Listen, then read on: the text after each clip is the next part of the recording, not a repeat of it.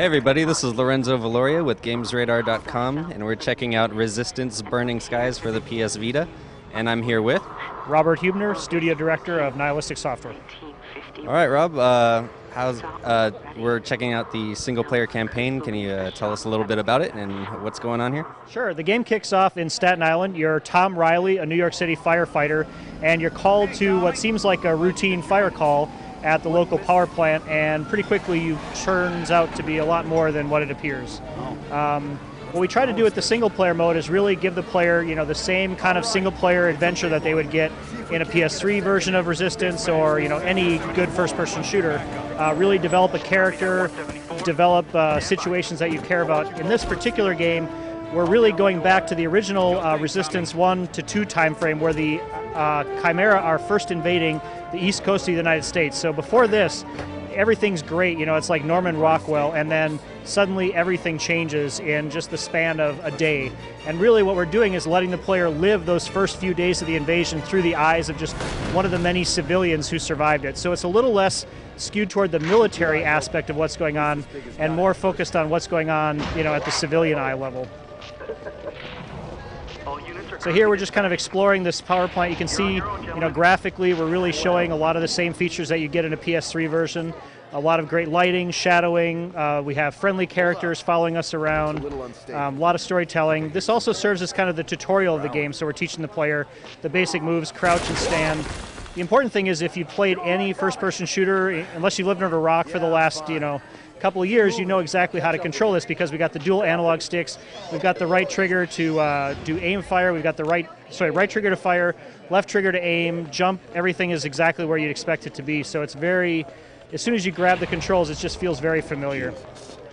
I think I just found some personnel. I'm assuming it has some significant PS Vita controls added to it too. Yeah, the way we use the PS Vita touchscreen in particular is the front touchscreen is always driving the secondary fire of your weapon. So in Resistance, secondary fire is like a really key concept that kind of gives each weapon a unique character.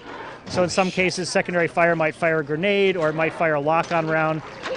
And so yeah, since we don't have an R2 button, we really don't miss it because the touchscreen actually works a lot better for a lot of these things. Like if I'm going to fire a bullseye round, for instance, to lock onto an enemy, I can just touch that enemy directly. I don't have to move my head, get the cursor, get the crosshairs on somebody, and then hit the R2 button. I can just say, I want to touch you, and there you go.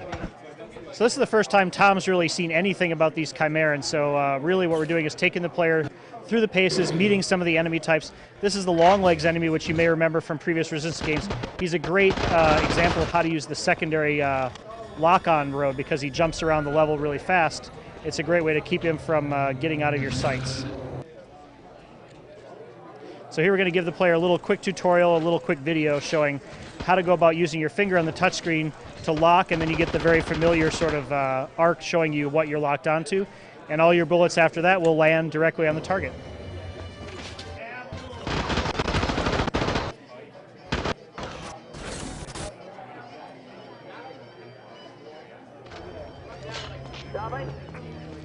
So what new additions to the series have you guys added for the campaign and for the single-player campaign? Yeah, as you go through the single-player campaign, you're going to see familiar enemies like these long legs. You're going to see, Chimeran grunts. We also added an explicit cover system, so now it's much more like when you automatically go into cover, you can see your weapon tip up, and when you get to the edge of cover, you'll get a little icon, and you can automatically peek around cover when you use the left trigger, or you can actually use the D-pad to peek around cover or slide back and forth through cover. So there's a lot of enhanced use of cover, and cover is really important to doing well in the game. We also have the familiar weapon wheel, but we're also introducing some new weapons, as well as a new upgrade system which is based on the Gray Tech that gives the player a choice of how they upgrade their weapons and what areas they want to focus on. And that's all entirely new. Here we've got the crossbow weapon, which, sorry, I don't have any ammo for, so bad choice at the moment.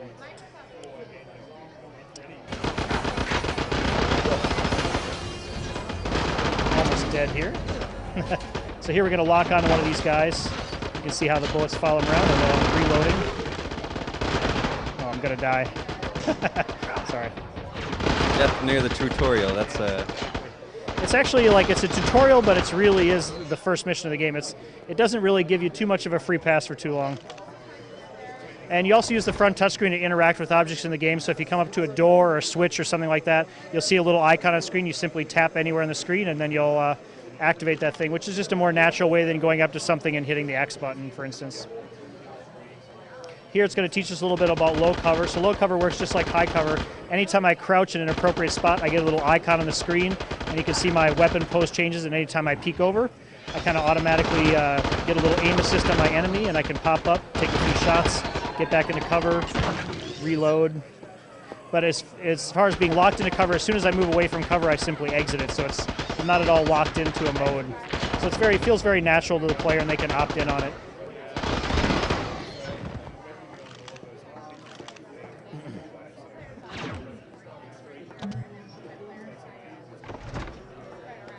Are you using the back touch screen of the Vita at all?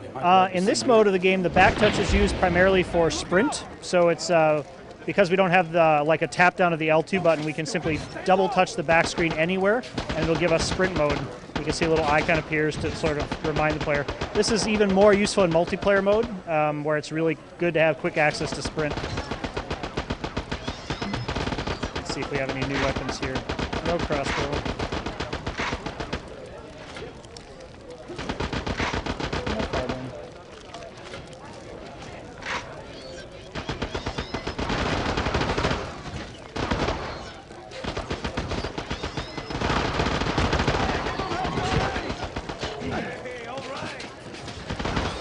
So as you go through the single-player mode, the story element's going to introduce something that's been talked about in other parts of the series called gray tech. And gray tech are these mysterious objects that are kind of related to the Chimera, but not really Chimeran technology. And one of the things they do in this game is they allow you to upgrade your weapons in different ways. So when you find them, you want to definitely pick them up and immediately jump into your weapon wheel, and it'll give you choices on how to augment your weapons. Augmentations could be increasing the ammo capacity, increasing the fire rate, even giving things like double shot or extra damage on your shot. So they're very important things. And the same upgrades also carry over into multiplayer. So as you gain experience in multiplayer, you can buy those same upgrades and configure your custom loadout so that when you go into multiplayer, you automatically have upgraded weapons that you can use against your opponents. How many upgrades are you limited to per weapon? You can do two upgrades simultaneously per weapon, and there's a total of 6 per weapon that you can buy as you go through the game. So we do force the player to make choices. Otherwise, at the end of the game, everyone would have every upgrade in the weapon, and everyone would be exactly the same. So you really have to choose what's important to you. Is it more important to have, a faster reload time, or is it more important to have more ammo capacity? And so those tactical choices become important to the player. One of the things you can do too, because you're a firefighter, is there are times when you'll have to try to rescue, civilians, or in this case, your buddy, and that puts you into a special mode where you're basically carrying him and using your feet to kick down doors, and a little short survival sequence to get him out of the building safely as this fire kind of takes a turn for the worse. So hopefully I can make it out of this power plant intact and get out to the safety of the street.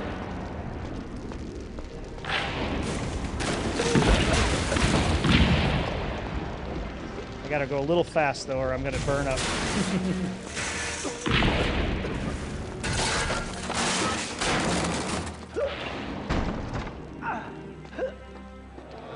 So how long can we expect the campaign to be? It's basically 6 levels, each of which takes between, say, 30 minutes and an hour. So it really depends on how you play the game, how much you want to look for all those gray tech, picking up the intel, but we're guessing around 6 hours at least for most people. And of course, to get all the gray tech in the game, to unlock all the possible upgrades, you'll have to play the game a second time to sort of get to that 100% level. The cool thing about when you play the game a second time, there's a new game plus mode that will basically allow you to play the game with all the weapons that you've unlocked. So you get to start the game with your most powerful weapons, which is really kind of a fun, definitely gives you an edge. There's audio going on that you can't hear. So basically, this is the first time you're back out of the power plant, and you can see this is not just a weird thing that happened in the power plant, but it's aliens attacking the entire city. So it's the first time you're kind of seeing civilians taken out by the Chimera. They're not nice guys. And now the real battle begins. So the power plant's kind of your training ground, and now it's every man for himself. You can take cover behind cars and crates and things like that.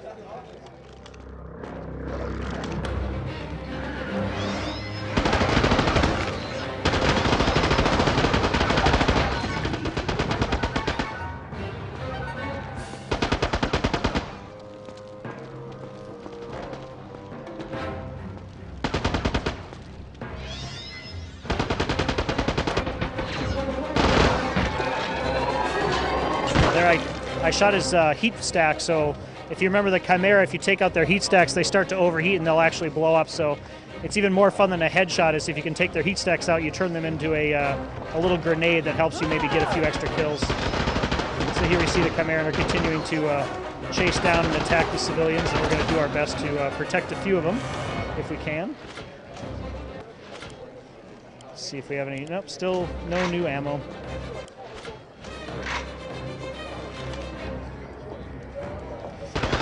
Another use of the touchscreen is you see there's an axe icon on screen the whole time, so if I want to do a melee attack on somebody, I don't have to basically switch to the melee, which I can do with the weapon wheel, but instead I can simply tap that, it'll do a single swipe of the axe and then go right back to my weapon. So it's a great way if you find yourself a little too close to an enemy. Are there multiple melee weapons, or I've seen a knife and the axe so far? The knife is for multiplayer. Sorry, in single player mode, it's just the axe because that's really the iconic firefighter weapon. Yeah, sticking with the firefighter theme, I see. Yeah, exactly. And you can use the axe for a lot of different things. It's useful not just for cracking skulls, but also smashing doors, smashing crates, all sorts of things.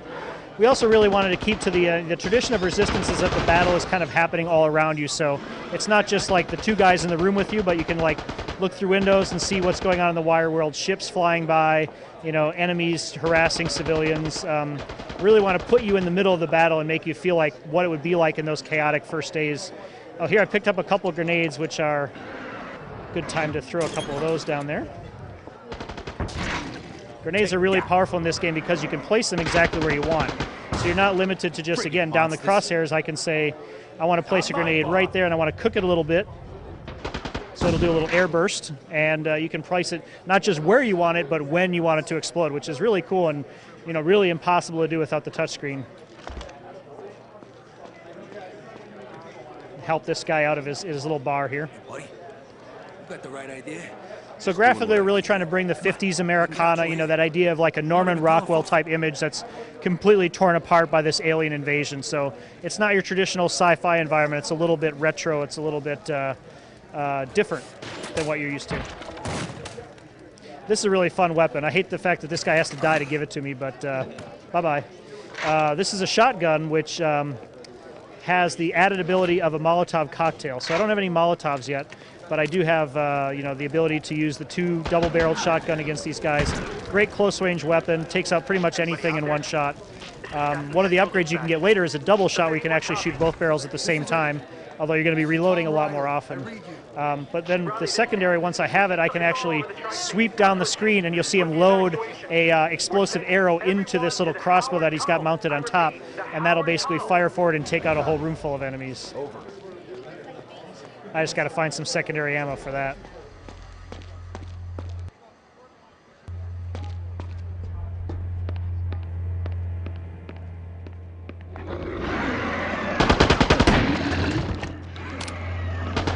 Will this mostly be like city environments, or what kind of environments are we going to be running in? Wide variety. So it's you start out in Staten Island, and then the next mission takes you to Bayonne, which is a military base in New Jersey. And Bayonne's a little more wide open. It's like a military kind of warehouse, as well as some big gun emplacements.